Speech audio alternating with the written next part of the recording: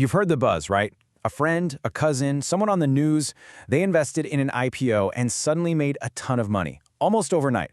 But how in the world does that actually happen? Well, today, we're going to pull back the curtain and demystify the whole IPO process from start to finish. So let's get right to it. The million-dollar question, or maybe the double your money question. Can you actually make your money double in just a few days?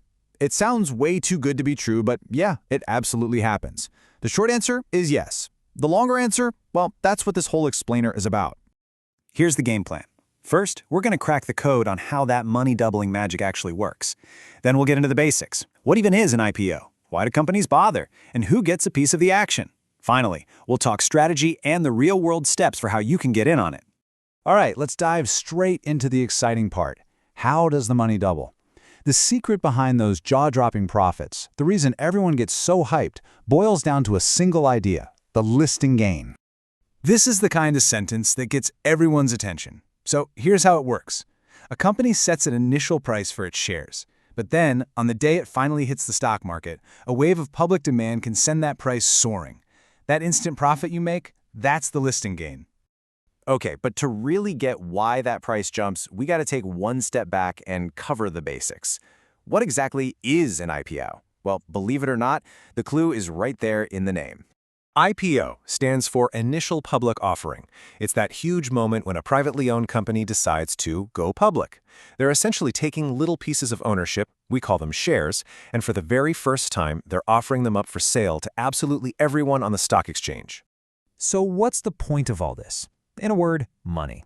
It's all about raising a huge amount of capital. Just imagine a company with, say, 10 successful factories. Their dream is to have 100 factories and expand all over the world. That costs a fortune. An IPO lets them raise that cash from thousands, even millions, of regular investors. So, funding a big expansion is definitely a huge reason, but it's not the only one. There are a couple of other key motivations that push a company to go through this whole massive, complicated process of going public.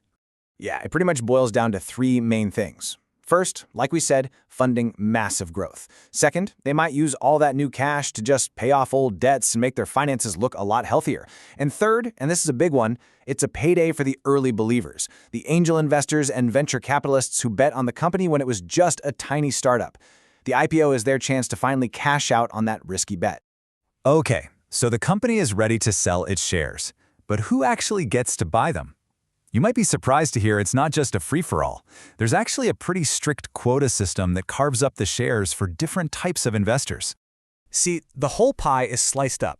A massive 50% chunk is reserved for what are called qualified institutional buyers. Think of these as the big fish: mutual funds, big financial institutions. Another 15% goes to non-institutional investors, which are basically very wealthy individuals. And that leaves the last 35% for us, the retail investor. Yep, this is our lane. If you're applying for shares worth less than 2 lakh rupees in an IPO, you're officially a retail investor. That means all of us regular folks are competing for a spot within that 35% slice of the pie. And, this brings up a really common problem. When you've got a super hot IPO and only a limited number of shares for retail investors, what happens when way more people want to buy in than the company is actually selling? Well, that situation has a name. It's called oversubscription. You're going to hear this term all the time. If an IPO is oversubscribed by 5 times, or 5x, it literally means people applied for 5 times more shares than were actually available. It's a huge signal that demand is through the roof. Now, here's the catch. Just because you apply doesn't mean you're guaranteed to get shares. When an IPO is super popular and gets heavily oversubscribed, there just aren't enough shares to give everyone what they want. So what happens? It turns into a computerized lottery. Who actually gets the shares can literally come down to pure luck. All right, let's fast forward. Let's say you got lucky, you won the lottery, and you were allotted shares. What's your next move? This is where you see two totally different philosophies at play. Are you playing for the short-term win, or are you in it for the long haul? So you have the speculator. Their goal is simple: sell the shares the very second they hit the market to cash in on that initial price pop, that listing gain we talked about. But then you have the investor. They believe in the company itself. They're planning to hold on to those shares for months, maybe even years, because they're betting on the company's future success. In this example with IRCTC shows the difference perfectly. The initial price was 320 rupees. On listing day, it shot up to 644. The speculator sells right then and there and walks away with an amazing 127% profit. But the investor who held on? They watched the price eventually climb all the way to 2,200 rupees, a mind-blowing 587% gain. See, neither approach is wrong. They're just different games with very different results.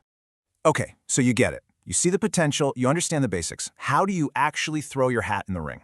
Let's walk through the practical steps you need to take to get started. It really just comes down to 4 main steps. First things first, you have to open a demat account. Think of it like a special bank account, but instead of holding money, it holds your shares.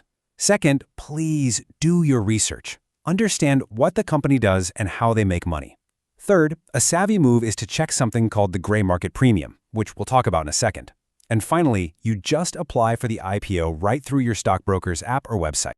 So what on earth is this gray market premium, or GMP? The easiest way to think of it is as an unofficial rumor mill. It's the price people are willing to pay for shares before they even officially list. A high GMP can suggest that the stock might pop on listing day, but, and this is super important, it is not an official number and it's definitely not a guarantee. So there you have it. You know the mechanics behind the hype. You've seen how you can play for a quick profit and how you can play for long-term growth. The only question left is, which game are you going to play? Will you be the speculator, chasing that thrilling listing gain, or will you be the investor, betting on a company's future? The choice is all yours.